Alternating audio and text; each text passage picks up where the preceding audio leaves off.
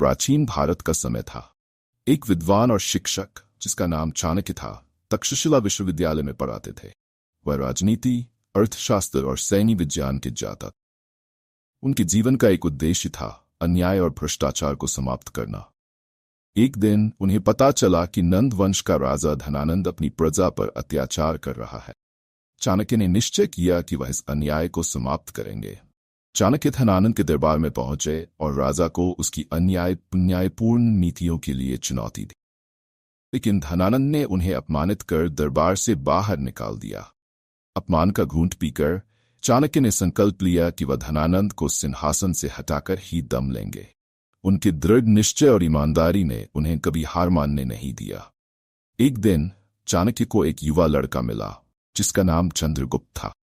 चाणक्य ने उसकी आंखों में एक महान शासक की झलक देखी। उन्होंने चंद्रगुप्त को अपने साथ रखा, उसे शिक्षित किया और उसे एक वीर योद्धा के रूप में तैयार किया। चाणक्य ने चंद्रगुप्त को न केवल राजनीति और युद्ध की कला सिखाई, बल्कि उन्हें नैतिकता और न्याय के महत्व का भी पाठ पढ़ाया।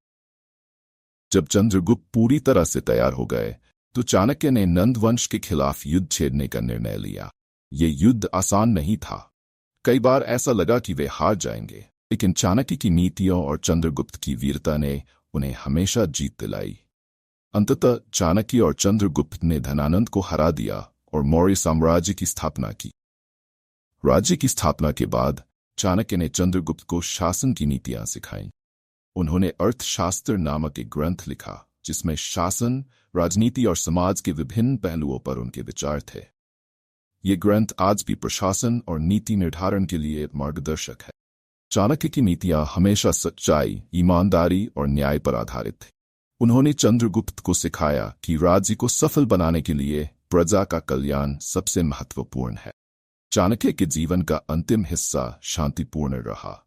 उन्होंने देखा कि चंद्रगुप्त एक सफल शासक बन चुके हैं और मौर्य साम्राज्य समृद्ध हो रहा। चाणक्य का जीवन संघर्ष, सच्चाई और नीतियों की शक्ति का प्रतीक है। उनकी कहानी हमें यह सिखाती है कि सच्चाई और ईमानदारी से जीवन में किसी भी बाधा को पार किया जा सकता है। यह कहानी चाणक्य की महानता और उनकी नीतियों की शक्ति को दर्शाती है। उनकी सच्चाई, ईमानदारी से भरी नीतियां आज भी हमें प्रेरित करती हैं। उनकी कहानी से हमें यह सीखने को मिलता है कि जीवन सच्चाई और न्याय से बड़ा कुछ नहीं है। चाणक्य की यह आत्मक था उनकी बुद्धिमत्ता, नीतियों और जीवन के संघर्षों का अद्वितीय दृष्टांत है।